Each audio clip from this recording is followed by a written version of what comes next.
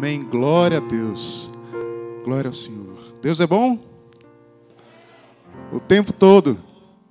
O tempo todo. Queria chamar aqui nesse momento o nosso querido pastor Joás. Daqui a pouco você sobe. Vamos... O pastor Joás é meu colega. Foi meu colega da secundário. E foi meu professor no seminário. E hoje é nosso parceiro em oração, nosso parceiro de ministério. Deus abençoe, meu querido irmão. Que Deus use você nesse momento. Pedi para ele aguardar, porque a gente guarda a distância, boto minha máscara, aí você sobe aqui na estante. Vamos orar pela vida dele? Oremos. Senhor Jesus, abençoa-nos, nos dá condição, sabedoria e entendimento para essa palavra que será ministrada nesse momento. Guarda a vida do seu filho, guarda a fala do seu filho, o seu coração, que fale o Espírito Santo através dele, através do teu povo nesse lugar. Em nome, pelo amor de Jesus, essa palavra que vai ser ministrada, que foi experimentada, que foi vivenciada por ele. Ó Deus, abre o nosso coração e nosso entendimento para o que será falado e dito neste lugar. Que sejamos edificados no Senhor, que saiamos cheios pelo mais do Senhor que será apresentado aqui através do seu Filho. No nome santo, pelo amor de Jesus Cristo. Amém.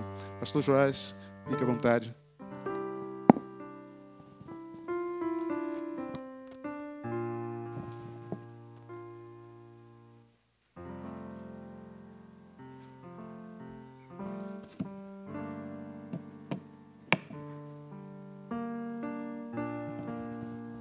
Graça e paz, irmãos e irmãs. Bom dia.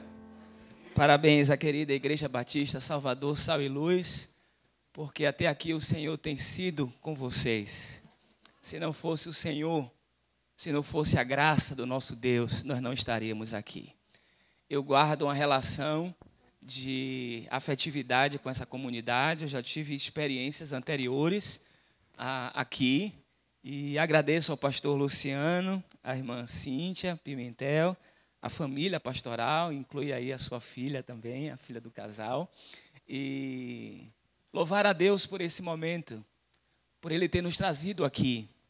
Nós estamos vivendo tempos desafiadores, mas a certeza que nós nutrimos no coração, que se renova a cada dia, assim como esteve no coração do apóstolo Paulo, quando ele escreveu a sua carta aos Filipenses, no capítulo 1, versículo 6, ele disse que estava bem certo, ele estava convicto de que aquele que começou a boa obra, ele completaria até aquele grande dia. Bendito seja o Senhor.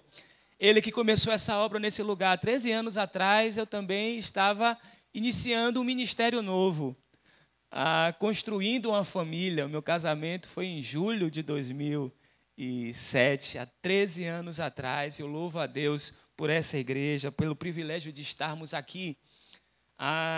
Louvo a Deus também pela alegria de poder ter revisto. Eu sempre tenho falado com ele, o pastor Jarbas, que tem uma história com essa comunidade, assim como o pastor Solon, também um querido que nós nutrimos um carinho especial.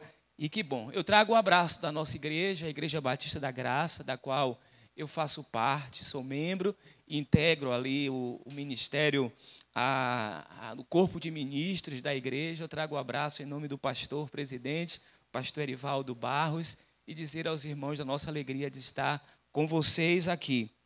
Para esse momento, irmãos, eu quero compartilhar um texto das Escrituras, palavra do Senhor. É a palavra do Senhor que faz a igreja permanecer. Não é a palavra dos homens. Os homens são instrumentos de Deus para a realização das coisas de Deus. Mas quem sustenta a igreja é o Espírito do Senhor que está nela. O Espírito do Senhor está entre nós, está em você. E é Ele que nos sustenta. Eu estava assistindo uma das aulas, nós temos uma classe na escola bíblica na nossa igreja. Estávamos estudando a carta de Tiago. E importante, irmãos, a gente sempre registrava os nossos encontros, antes mesmo desse momento, que agora a gente transmite tudo. A tecnologia tem sido essa parceira tão rica para a igreja. E que bom essa transmissão com muita qualidade que está sendo feita aqui. Deus abençoe pastor Luciano e toda a equipe que está envolvida aí. Eu estava assistindo uma daquelas aulas antes da pandemia. Nós estávamos refletindo sobre a ação de Deus, as expectativas, o conselho do apóstolo Tiago, sobre nós nos mantermos firmes em meio às lutas, em meio aos enfrentamentos. E saí de férias em março. Quando retornei, a realidade já era totalmente diferente. E, de alguma forma, essa palavra já alimentava o nosso coração, na certeza de que nós passaríamos e que passaremos por lutas. Mas se Deus é por nós, quem será contra nós? E aqui, irmãos, eu quero nessa manhã trazer uma palavra do Senhor para você, meu querido, você que está aqui conosco nesse ambiente, você também que nos acompanha agora ao vivo nessa transmissão, e você que vai acompanhar em outro momento, que essa palavra seja a palavra de Deus para o seu coração. Nós estamos em festa nessa manhã, porque nosso Deus é o Deus de festa. Ele tirou o seu povo que estava no Egito sofrendo, um povo que estava passando uma luta cruel, e a palavra que ele disse para o imperador daquele tempo, o faraó, foi: deixa o meu povo sair para fazer para mim uma festa no deserto. Só Deus tem poder para fazer e realizar festa no deserto. Vivemos momentos de deserto, mas Deus é o Deus que faz a celebração em meio aos desafios. Vamos orar mais uma vez juntos, irmãos, pedindo que o Espírito do Senhor nos conduza nessa manhã para aquilo que Ele tem a nos falar. Obrigado, Senhor, por essa manhã. Obrigado porque as misericórdias do Senhor já se renovaram nas nossas vidas hoje. Obrigado, Senhor, por essa comunidade que tem de fato sido sal e luz nesse lugar. Que os meus irmãos e irmãs aqui, plantados como comunidade de fé nesse lugar, sejam instrumentos para a glorificação do Teu nome, e que a obra que o Senhor começou nesse lugar, o Senhor faça prosperar cada dia para a glória do Teu nome. Que bom, Senhor, ouvirmos que o trabalho dessa comunidade ecoa em outras partes do mundo, porque homens e mulheres que se comprometeram com aquilo que têm nas mãos para fazer o nome do Senhor ser glorificado. Obrigado, Deus, por essa igreja, pelo seu ministério, pastor Luciano, a sua esposa e filha, e todos aqueles homens e mulheres que estão envolvidos no trabalho dessa igreja, que eles sejam renovados e revestidos pelo Senhor, e que essa obra seja uma obra frutífera para a glória do Teu nome. Agora, Senhor, estamos diante da Tua palavra, te pedimos que ela fale profundamente aos nossos corações, que eu diminua e o nome do Senhor seja glorificado. Que as palavras dos meus lábios e a meditação do meu coração sejam agradáveis diante da Tua face, Senhor, rocha minha e libertador meu. Recebe o nosso louvor, Pai, a nossa gratidão por Cristo Jesus, nosso Senhor. Amém. A igreja existe por causa de Jesus. Ele é o Senhor da igreja. Ele, como a nossa querida irmã Cíntia orou aqui, Ele é o sumo pastor. Ele edificou a igreja. Ele é o Senhor da igreja e Ele é o modelo que nós devemos seguir. Se você quer saber como Deus é, olha para Jesus. Foi assim que Jesus disse a um dos seus discípulos. Um dos seus discípulos perguntou: Senhor, mostra-nos o Pai, e isto nos basta. E Jesus falou: olha, eu tenho andado tanto com vocês, e vocês me pedem para mostrar o Pai. Olha para Jesus e a gente vê como Jesus é. A gente vê, melhor dizendo, como Deus é. Mas olhar para Jesus também é a possibilidade da gente reconhecer como o ser humano deve ser. Porque Jesus, a andar entre nós, a caminhar no meio da humanidade, Ele viveu como homem. Ele teve as necessidades próprias de homem. Ele chorou quando perdeu um amigo querido. Ele ficou chateado, indignado com a forma como as coisas do reino de Deus estavam sendo administradas no seu tempo. Ele entra no templo, expulsa aqueles homens que estavam fazendo da obra de Deus negócio. Isso não é coisa do nosso tempo apenas. Pessoas que querem fazer da obra de Deus negócio não é novidade. E Jesus ficou indignado com isso. Expulsou aqueles homens que faziam da casa do Senhor um espaço de mercadoria, mercadológico. Jesus, quando andou entre nós, teve todas as necessidades que o homem e que a mulher têm. Ele teve todas as carências que o homem e a mulher têm. Teve fome, teve sede, mas com uma diferença de todos nós, ele nunca pecou. Ele nunca pecou. Então, se a igreja quer saber como permanecer, se a igreja quer viver nessa dupla dimensão da consciência de que ela não é apenas um resultado das experiências mundanas, apesar de ser feitas por homens e mulheres, nós não somos seres extraterrestres, nós somos daqui, mas nosso reino não é daqui, a nossa realidade é uma realidade eterna. Mas a igreja não pode perder o seu compromisso com as coisas do lado de cá, das pessoas que choram, das pessoas que sofrem, das pessoas que precisam ser acolhidas. A igreja vive essa dupla dimensão. E para ela permanecer, para nós permanecermos, precisamos olhar para Jesus. E o texto que vem ao meu coração, irmãos, que eu entendo, que serve como modelo para a igreja, para a nossa vida, para a nossa realidade atual, está aqui no Evangelho de João. E você pode abrir a sua Bíblia, acessar aí no seu aparelho celular, tablet, enfim. Acesse o texto no Evangelho de João, capítulo 6.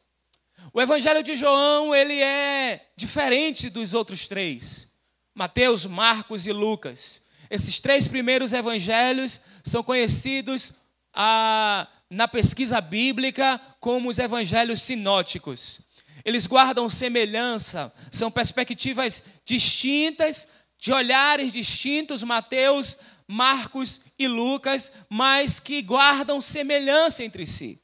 O Evangelho de João tem algumas características que o diferencia dos demais evangelhos.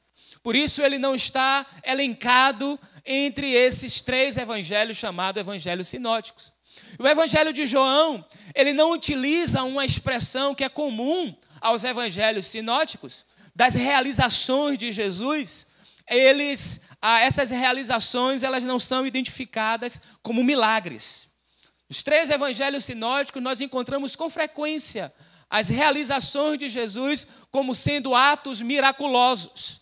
No Evangelho de João, nós temos uma característica diferente. No Evangelho de João, essas realizações de Jesus são identificadas como sinais. E esses sinais que aparecem no Evangelho de João são 7.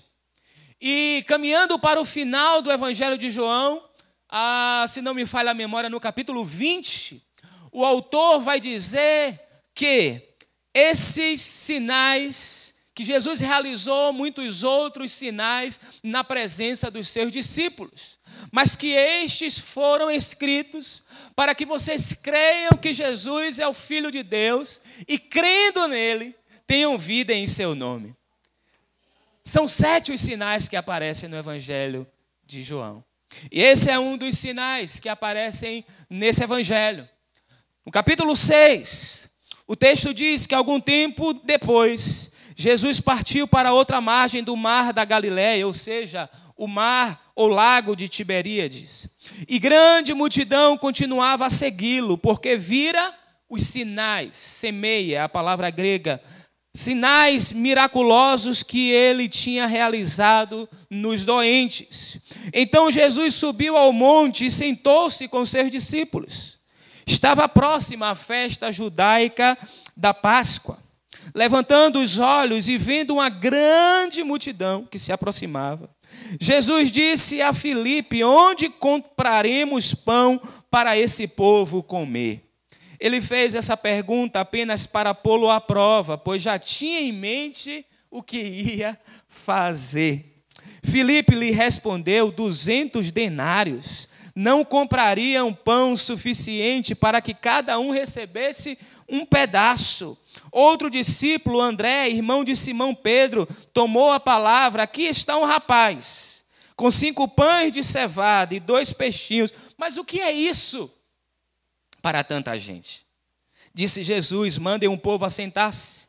Havia muita grama naquele lugar e todos se assentaram, eram cerca de 5.000 homens. Então Jesus tomou os pães, deu graças e os repartiu entre os que estavam assentados, tanto quanto queriam, e fez o mesmo com os peixes. Depois que todos receberam o suficiente para comer, disse aos seus discípulos: ajuntem os pedaços que sobraram, que nada seja desperdiçado.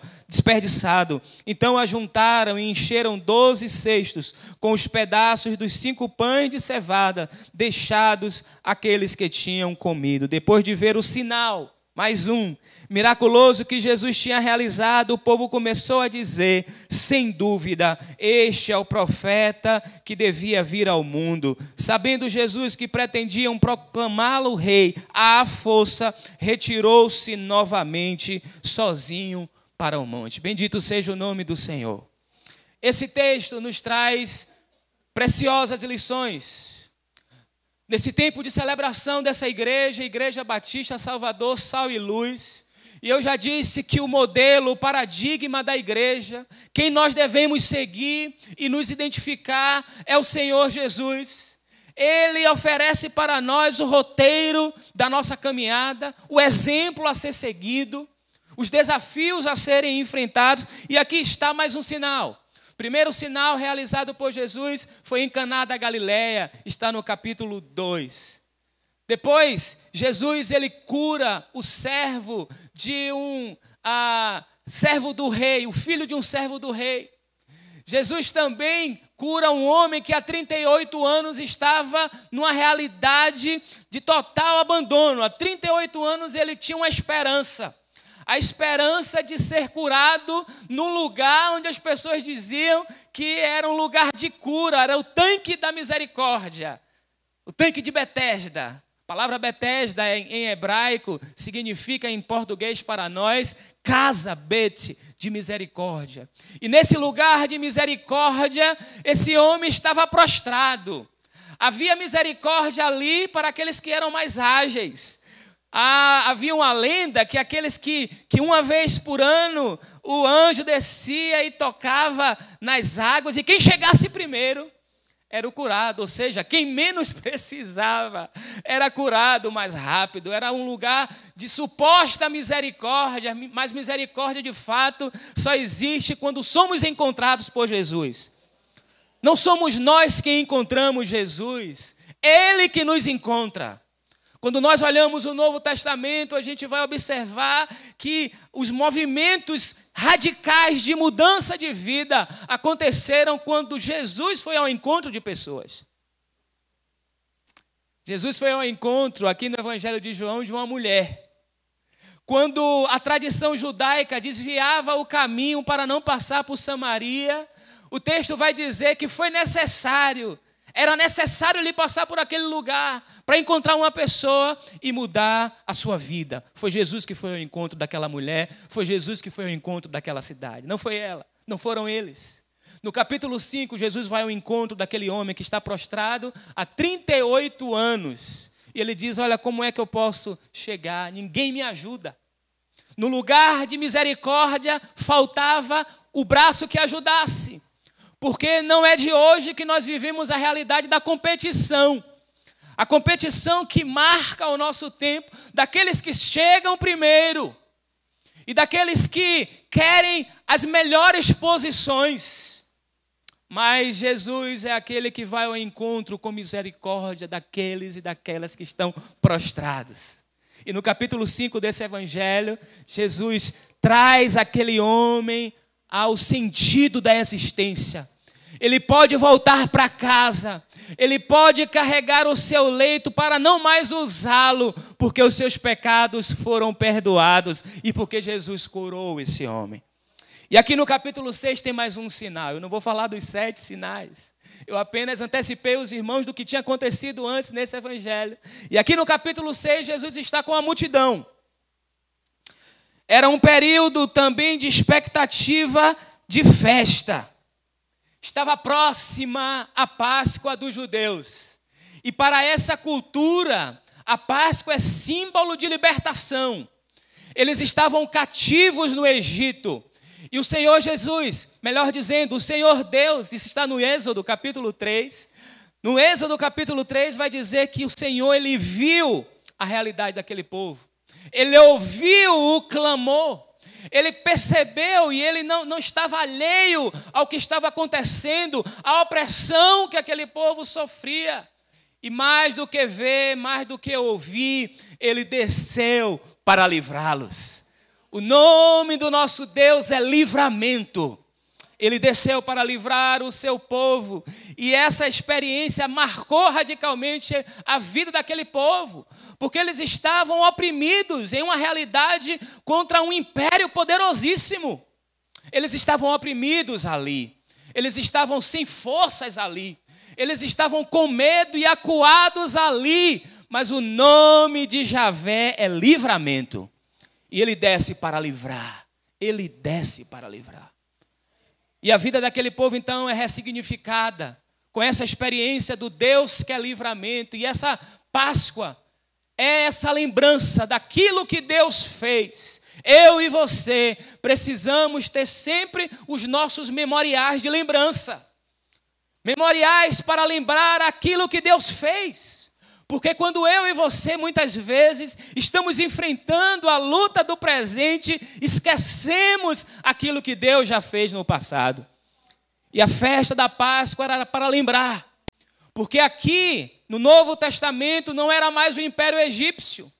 Não era mais a experiência dos babilônios, ou da Assíria anterior aos babilônios. Não era mais o Império persa.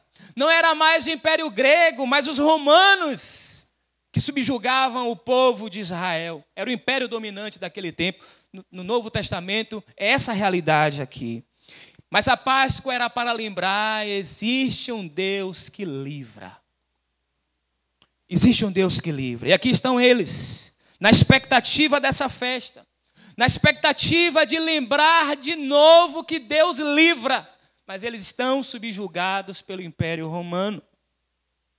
E Jesus levantou os olhos, viu uma grande multidão. Jesus viu uma grande multidão e ele faz uma pergunta. Ele disse a Filipe, versículo 5, onde compraremos pão para esse povo comer? Era muita gente que estava reunida ali. Era muita gente que tinha carências ali. Pessoas, homens e mulheres desassistidos. Porque o Império Romano tinha retirado deles a dignidade. E não apenas o Império Romano tinha feito isso, eles eram também explorados pela religião. Havia um movimento religioso que explorava as pessoas. E aquelas pessoas, aquela grande multidão estava desassistida. E Jesus, onde é que a gente vai comprar pão para esse povo todo? E aqui vem a primeira lição para essa igreja, a primeira lição para você e para mim, dos desafios que nós temos hoje como igreja, porque tinha um grupo de pessoas, uma enorme multidão desassistida e desprovida. E quando Jesus faz a pergunta, Filipe de pronto responde, como é possível? A gente não tem dinheiro suficiente para comprar pão para tanta gente. Mesmo que fosse para dar um pedacinho, a gente não tem dinheiro para isso aqui. A primeira lição, irmãos, é que a tarefa é sempre maior do que os nossos recursos. Quando nós estamos no reino de Deus, esse reino que é reino de vida, o reino de Deus é reino de paz, o reino de Deus é algo que é estabelecido por Ele para gerar paz nos corações, para modificar a realidade, para alterar realidades. O reino de Deus é vida e paz. Mas os desafios são muito grandes. Quando nós olhamos a realidade do nosso entorno aqui, quando nós olhamos para a nossa cidade, a cidade mais desigual do país é a cidade de Salvador. Os índices de desigualdade são muito grandes aqui. E o Brasil é um dos países mais desiguais do mundo. Quando nós olhamos para essa realidade, nós somos confrontados a pensar o que poderemos fazer. Como mudar a realidade, porque a tarefa é grande demais. Apenas eu tenho essa sensação? Quantos aqui têm essa sensação de que a tarefa é grande demais? Quantos em casa têm essa sensação? A tarefa é muito grande. E a gente se sente muito pequeno. Jesus disse que Ele veio para buscar e salvar o que se havia perdido. Eu lembro-me, eu morei na suburbana durante toda a minha infância, só saí depois do meu casamento. E o bairro onde nós morávamos era uma realidade muito precária. E as ruas não eram asfaltadas. E tinha uma mulher que a gente sempre encontrava no caminho, muitas vezes até para ir à nossa comunidade, onde frequentávamos a Igreja Batista da Reconciliação. E aquela mulher, literalmente, todos os dias estava na lama. Todos os dias. Embriagada, desfigurada. Como o lixo e a lama eram expostos ali, denunciando a injustiça da nossa cidade, essa mulher estava sempre caída ali. E a gente pensava, como alcançar uma pessoa dessa? Como alcançar uma mulher dessa que nunca está sóbria? A gente tem essas coisas, né? Como é que eu vou falar de Jesus para um bêbado, para um drogado? Ele nunca não vai entender o que eu estou falando. Eu tinha essa ideia de que, poxa, o cara não vai entender, a gente vai jogar, usando até uma expressão de Jesus, pérola aos porcos. Mas um dia Jesus encontrou aquela mulher. E a gente pôde testificar aquilo que Deus pode fazer. Aquela mulher estava com uma experiência lá do Evangelho de Marcos, que fala de um homem que estava possuído de demônios e que a família já tinha abandonado. Ele ficava preso, acorrentado. Ele estava abandonado até que um dia ele foi encontrado por Jesus e a sua vida foi modificada. E aquele homem estava vestido em perfeito juízo, no meio das pessoas, reintegrado à sociedade. E eu pude testificar isso na vida dessa mulher, porque o Espírito tem poder para mudar todas as coisas. O Evangelho é poder de Deus para a transformação de todo aquele que crê. Quem crê em Jesus tem a sua vida modificada. Mas aquela parecia ser uma tarefa impossível de se realizar, porque não havia sobriedade ali. Literalmente, aquela pessoa estava na lama até que o Evangelho a alcançou. Bendito seja o nome do Senhor, meu irmão. Talvez você tenha essa sensação. Envolvido nos trabalhos e na causa do Senhor, você tem essa sensação: Senhor, a tarefa é grande demais. Eu não consigo realizar. Mas aí quando Jesus faz essa provocação aos seus discípulos e Filipe reage a isso, o outro discípulo aparece. E é por isso que a obra de Deus é feita com pessoas. Nessa multiplicidade, todos nós somos importantes no reino de Deus. Que bom! Mesmo na nossa precariedade, todos nós somos importantes para Deus. E aí André aparece no meio, ele que era irmão de Pedro, toma a palavra e diz assim, tem um rapaz aqui, com 5 pães e 2 peixes. A segunda lição que a gente pode extrair desse texto: todo recurso, por menor que seja, quando apresentado ao Senhor, se torna algo poderoso. Bendito seja o nome do Senhor. O que são 5 pães e 2 peixes para uma multidão de 5.000 homens e mulheres? E às vezes você se vê nessa situação Isso que eu tenho aqui é muito pouco.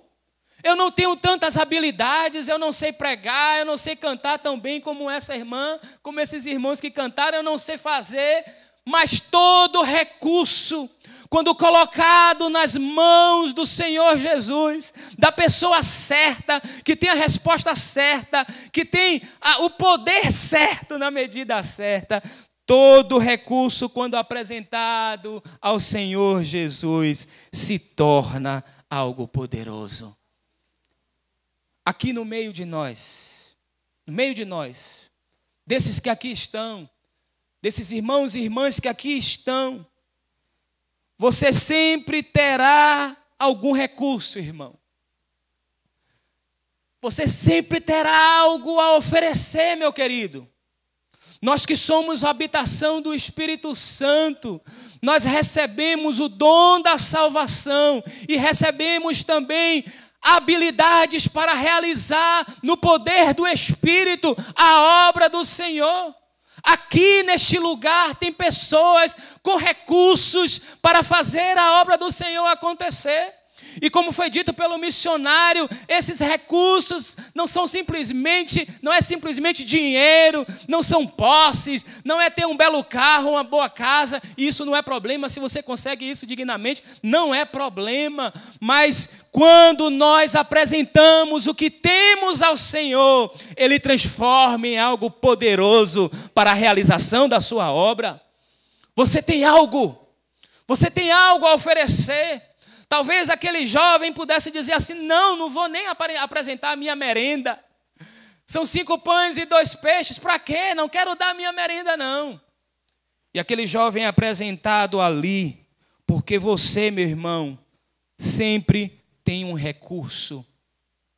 E tudo que está nas suas mãos, tudo que o Senhor concedeu para você, tudo que Ele entregou a você, você tem que devolver a Ele, para que Ele possa multiplicar para a glória do seu nome.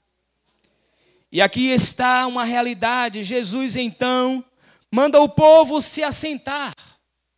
Contempla a cena da realidade de um povo que está espalhado, a multidão com fome. Contemple a cena. Porque nós vivemos a realidade de tanta gente com tantos níveis de fome. Não apenas a fome do corpo, mas também da fome espiritual. Contemple a cena. Ali estavam aqueles homens e mulheres assentados à relva, naquela grama, e Jesus então toma aquele pequeno recurso diante de uma grandiosa realidade. Jesus pega aquele pequeno recurso. Havia muita grama naquele lugar e todos se assentaram, eram cerca de 5.000 homens. Pense que tinham mulheres e crianças, esse número cresce ainda mais. E Jesus diz, versículo 10, mande o povo assentar-se. Versículo 11, então Jesus tomou os pães, deu graças e o repartiu entre os que estavam assentados, tanto quanto queriam. E fez o mesmo com os peixes. A terceira grande lição para nós é que pão que é multiplicado é pão que deve ser partilhado. Quando nós recebemos de Deus a experiência da multiplicação, você não vive muitas vezes na sua vida a sensação da multiplicação diária, não? E eu não estou falando de coisas, e também de coisas.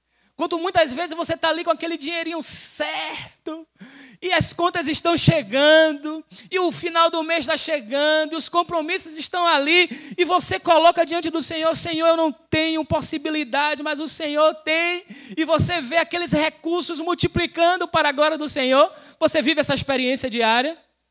A experiência diária de poder respirar, de poder andar, de poder se movimentar, de poder celebrar, de poder estar pleno aqui. Hoje eu vi, antes de vir para cá, uma irmã na nossa classe da escola dominical virtual, e ela falava justamente isso, que alegria é poder ver. Ela teve um seríssimo acidente que a impediu de ver durante muito tempo, mas Deus agiu com misericórdia e ela pode ver. Você agradece a Deus por esse milagre diário de poder ver, de poder tocar, de poder andar, Deus, Ele realiza milagres diários na nossa vida.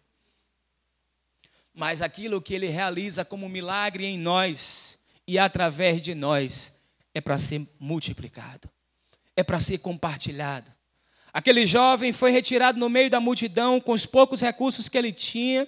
Esses recursos foram então apresentados a Jesus. Jesus deu graças. A palavra que aparece no texto na língua original é Eucaristia. Ele deu graças. Ele partiu esse pão entre pessoas. A igreja é esse lugar de partilhar e para prover a necessidade daqueles que estão no seu entorno. Aquilo que Deus faz multiplicar no meio da igreja precisa ser partilhado. E se nós vivemos experiências aqui de celebração, de alegria, de júbilo, isso que vivemos aqui é pão que tem que ser partilhado. Se vivemos a experiência da provisão do Senhor, do cuidado do Senhor, dos milagres do Senhor, isso precisa ser partilhado. Se você tem um dom, se você tem uma vocação, compartilhe. Há um texto no livro de Provérbios que diz assim, olha, a sanguessuga tem 2 irmãs. Você sabe o nome das irmãs da sanguessuga? Uma se chama Dá e a outra também Dá.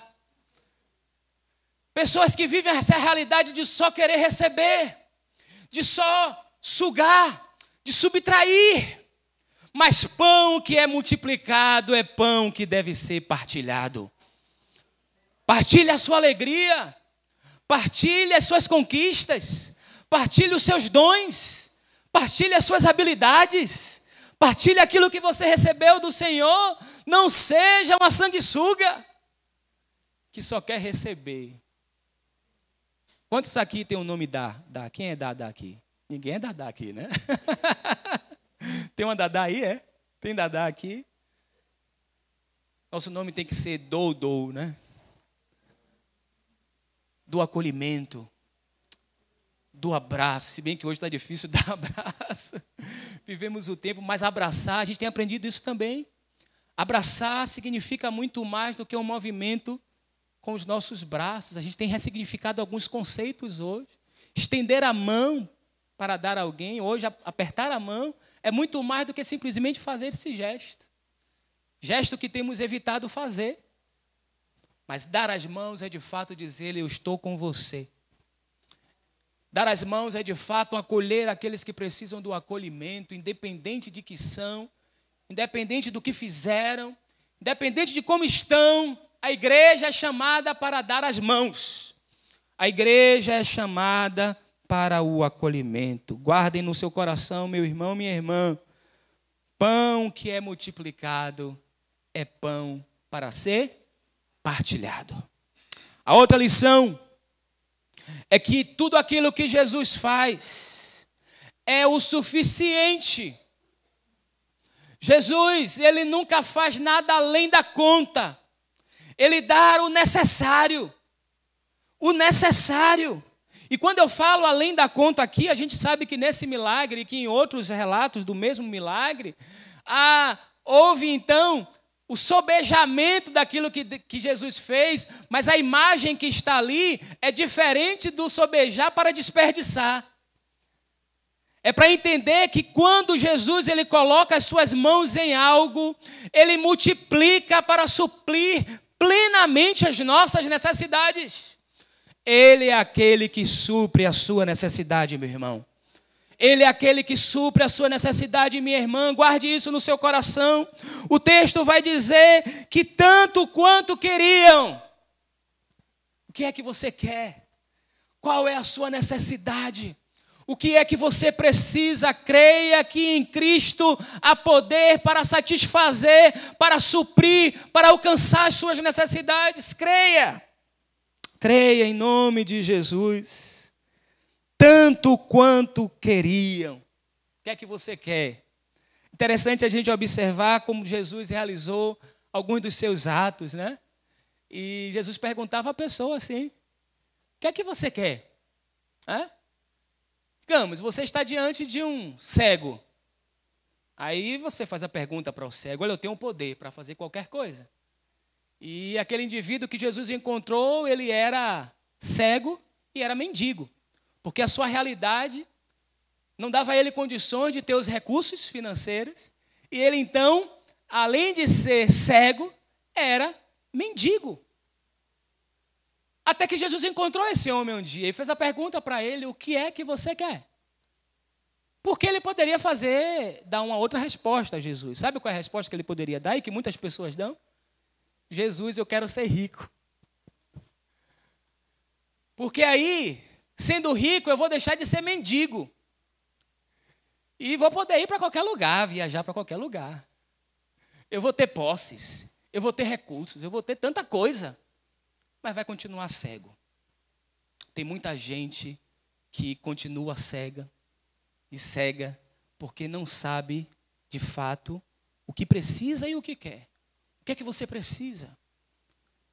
Muitas vezes o que você precisa é diferente daquilo que você quer. E aquele homem falou: Jesus, eu quero ver.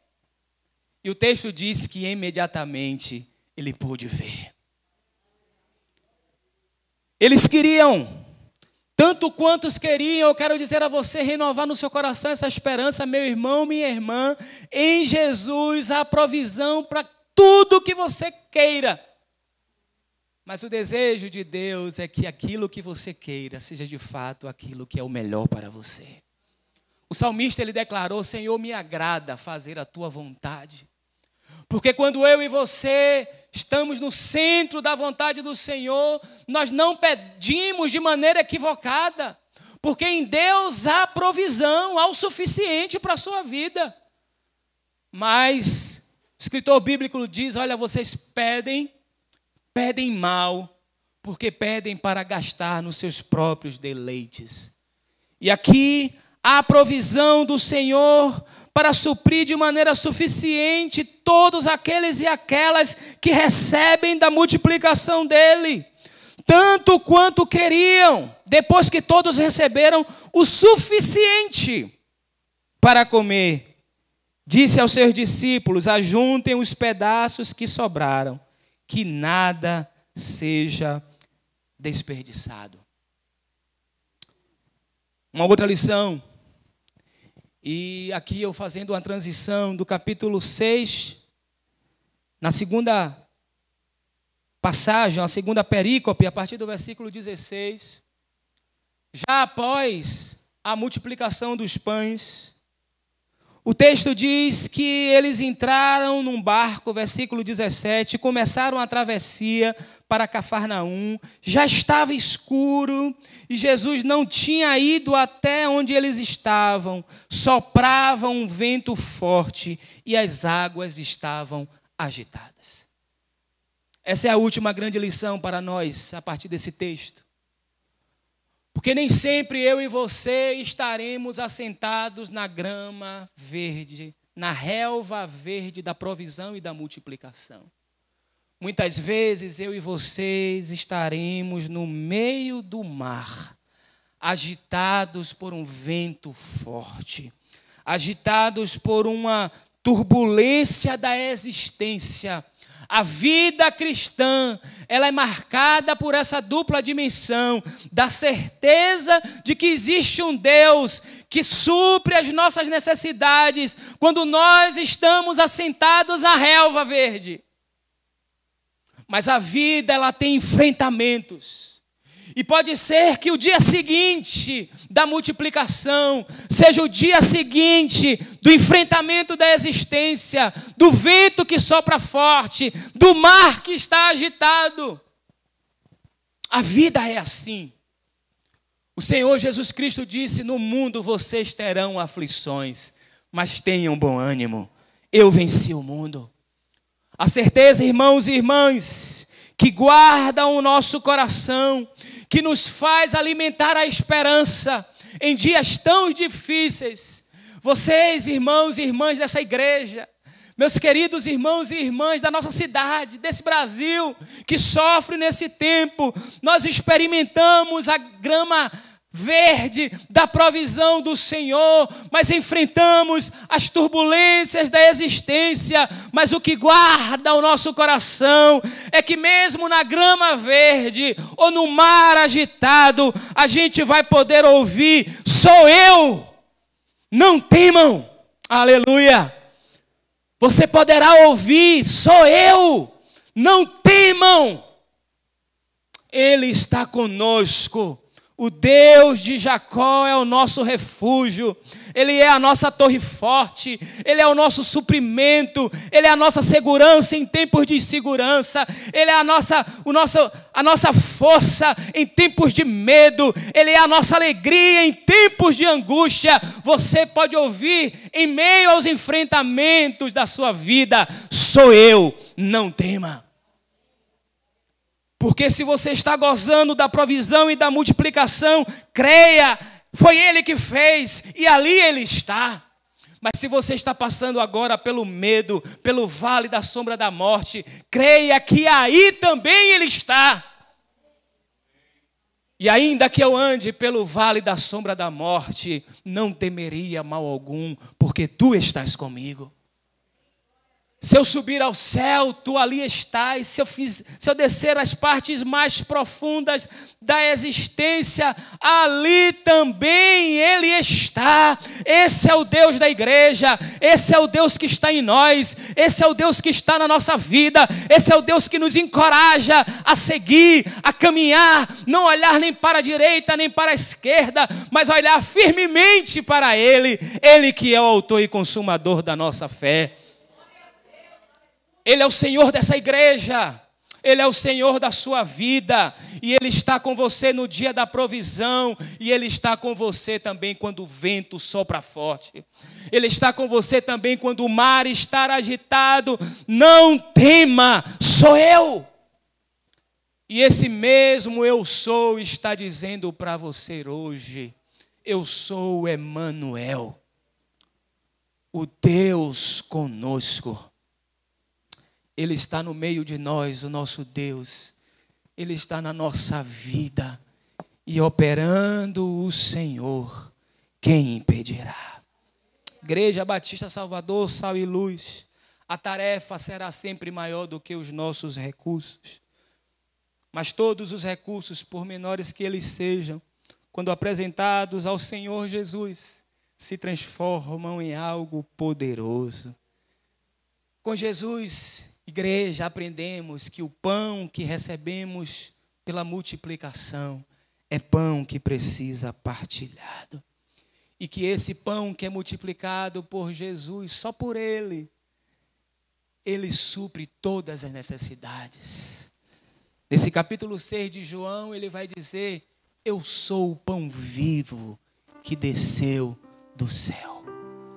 O povo de Israel teve a experiência de um milagre, de um pão que descia. A palavra maná é uma expressão em hebraico para dizer: o que é isso? É uma pergunta.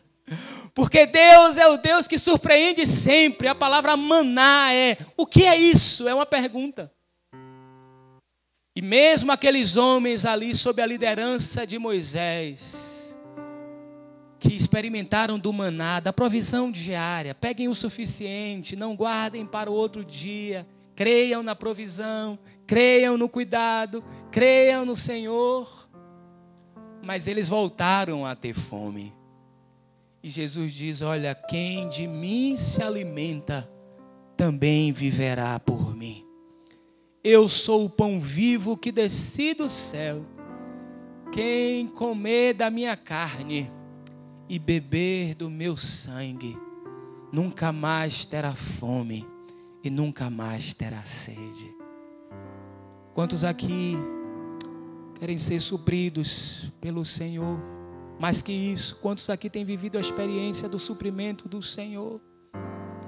Eu não sei se o seu momento agora é o momento de estar sentado à relva verde para provar do pão que Ele multiplica. Eu não sei se a sua realidade agora é de estar num barco com a sensação de que está só, porque o vento sopra muito forte e as águas estão agitadas. Eu não sei qual é a sua realidade, meu irmão e minha irmã, agora. Mas eu sei que tanto em uma como na outra, o eu sou é contigo. E ele diz: não temas, porque eu sou contigo. Não te espantes, porque eu sou o teu Deus. Se você quer novamente, meu irmão, minha irmã, nessa manhã, renovar a sua aliança com o Senhor, no desejo de que seu espírito renove no seu coração essa certeza e essa confiança da presença dEle, que Ele é o Deus que multiplica, Ele é o Deus que nos surpreende sempre, Ele é o Deus que chega na hora sempre, Ele é o Deus que dá o necessário sempre, Ele é o Senhor. Se você nessa manhã, tocado pelo Espírito do Senhor, encorajado pelo Paráclito, aquele que está perto, aquele que consola, quer renovar a sua esperança com o Senhor, coloque-se em pé aí onde você está. Se você que nos acompanha nessa transmissão, nesse momento também, é tocado pelo Espírito do Senhor e diz: olha, Senhor, eu quero renovar a minha aliança contigo, na certeza de que tu estás comigo onde quer que eu esteja. Coloca aí no chat desse seu desejo, o Senhor contempla, o Senhor sabe. Você também que nos assistirá em outro momento, se enquanto estiver assistindo toda essa celebração, das músicas que foram cantadas, músicas de louvor, músicas de gratidão, dos testemunhos que foram postos aqui, daquilo que Deus tem feito, daquilo que Deus já fez até aqui, da certeza que temos que Deus ainda fará muito mais, abundantemente além daquilo que pedimos ou pensamos. Renove a sua aliança com o Senhor nessa manhã, em nome de Jesus. Eu quero orar por você. Eu quero orar com você que se colocou em pé aqui. Você que está em casa também, apresentando ao Senhor a sua vida, seus desafios, a realidade que você está, ou do sobejamento da multiplicação, ou do enfrentamento dos mares agitados. O Senhor está contigo. Ele é a tua força, Ele é o teu esconderijo, Ele é a provisão necessária, Ele é o Senhor. E se você ainda não pôde entregar a sua vida a Ele plenamente, esse é o momento de você dizer: Senhor, eu sou teu. Diga aí onde você está: Senhor, eu sou teu e tu és meu. Se o mar enfurecer, eu não tenho que temer, porque eu sei que me amas. O teu amor não falha. Feche os seus olhos, meu irmão, minha irmã, aí onde você está. Derrama o seu coração diante do Senhor. Que Ele renove no seu coração essa esperança de que Ele faz tudo para o nosso bem. A gente enfrenta lutas, a gente enfrenta sofrimentos. A vida é assim. Mas a certeza que temos é de que o Deus que sempre existiu, porque Ele é antes de todas as coisas, Ele está conosco, Ele está contigo, meu irmão. Pai, eu oro pelos meus irmãos e pelas minhas irmãs que aqui estão, por aqueles que nos acompanham nessa transmissão, Senhor, que seja uma manhã de renovação de esperança. A igreja existe por causa do Senhor, a igreja existe para o Senhor. Louvamos o teu nome, porque se chegamos até aqui, chegamos pela tua bondade, pela tua fidelidade, pela tua misericórdia. Não a nós, Senhor, não a nós, mas ao teu nome seja a glória. A glória do Senhor é vista em toda a terra está cheia da tua glória. E muitas vezes as circunstâncias fazem-nos pensar de que o Senhor não está olhando, mas Tu és o Deus que vê, porque Tu és o Deus para sempre. Tu és o Deus de ontem, de hoje e será para sempre. E operando o Senhor, quem resistirá? Ó Deus, renova a esperança nos corações nessa manhã. Daqueles que estão cansados, dê-lhes forças em nome de Jesus. Daqueles que estão entristecidos, que recebam o bálsamo da alegria nessa manhã. Daqueles que estão sem esperança, que tenham pelo poder do Espírito Santo a renovação da esperança em nome de Jesus. Abençoe, Senhor, o ministério dessa igreja, o seu pastor, a família pastoral e todos os ministros, obreiros, homens e mulheres que têm colocado o pouco que têm para sobejar em tuas mãos, porque aquilo que colocamos em tuas mãos, o Senhor faz multiplicar. Ó Deus, que vocações estejam sendo despertadas nessa manhã, que compromissos estejam sendo renovados nessa manhã, de não guardar o que temos, mas de colocarmos o que temos em tuas mãos, na certeza de que tu tens poder para multiplicar. A tarefa é grandiosa, Senhor. A tarefa é grande demais, está para além daquilo que podemos e pensamos, mas o Senhor tem poder. E nós queremos colocar a nossa vida, nós queremos colocar os nossos talentos, nós queremos colocar os nossos dons em tuas mãos. Abençoe, Senhor, cada vida.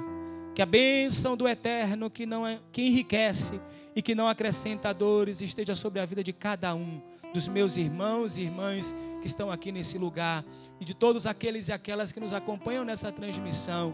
É a oração que faço por Cristo Jesus, nosso Senhor.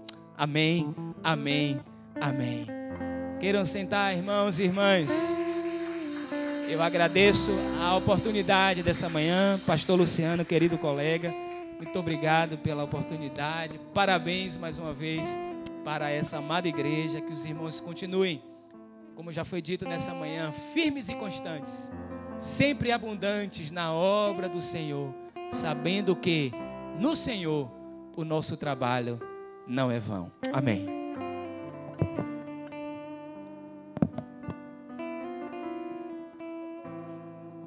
Amém. Glória a Deus. Pastor Joás, Deus te abençoe e continue fortalecendo esse ministério maravilhoso. Esse abraço. Amados, é bom. A vontade é de não parar, né? De levarmos até, vamos fazer uma vigília, um período, 40 dias mais. Glória a Deus. Glória ao Senhor. Até aqui o Senhor tem nos abençoado, nos ajudado, nos esperançado. Não percamos essa esperança. Ainda tem mais, tem muito mais para Deus falar e fazer nessa igreja, através dela e na sua vida, meu irmão, minha irmã, meus colegas, meus amados. Deus é bom, Deus é muito bom. Queridos, eu quero agradecer mais uma vez a vida de todos vocês, que nesse tempo tem permanecido na presença aqui na comunidade de fé. Agradeço a vida dos amados irmãos que atenderam esse chamado aqui, esse ministério lá de Santa Cruz. Pastor Antônio Carlos, mandou um beijo, um cheiro para ele, gostoso, abraços fraternos. Nosso irmão ali, querido pastor Joás, que Deus o abençoe também. E a todos aqueles que puderam contribuir esse mês inteiro, foi essa bênção, né? Da gente preparar esse ambiente, esse lugar. Irmão Orlando e sua equipe, Deus abençoe a todos. Deus abençoe a cada um de vocês. Não tem outra coisa a fazer senão agradecer ao Senhor. E nesse momento eu quero, antes da oração, antes da bênção apostólica, eu quero cantar com vocês parabéns para você, tá? Vamos cantar juntos, parabéns para você. Vá falando, olhando para a cara do irmão, olhando para o olho do irmão e diz, parabéns para você, tá bom? Vamos cantar. Não dá para abraçar, mas dá para dizer. Vamos juntos. Conduz aí. Parabéns para você nessa data querida. Ô, Glória, não dá para abraçar, mas toca o cotovelo. Felicidade, muitos anos de vida. Ô, Glória. Parabéns pra você, é para você, nessa data querida. Muitas felicidades, muitos anos de vida. Glória a Deus. Dá salva de palmas ao Senhor, porque Ele é digno de todo louvor e toda adoração. Amém. Que a graça do nosso Senhor Jesus Cristo, o amor de Deus e a comunhão do Espírito Santo seja com todos nós, com toda a igreja espalhada por toda a face da terra, hoje e eternamente. Amém. Amém.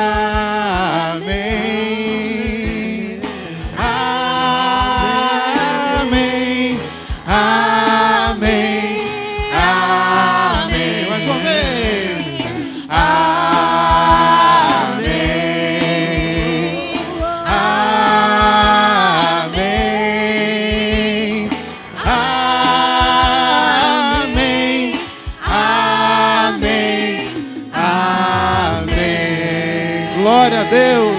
Deus. Deus abençoe a todos. Cada um que vamos para nossas casas alegres, felizes, com essa esperança nos nossos corações. Cristo em nós, a esperança da glória. Forte abraço, queridos. Amém.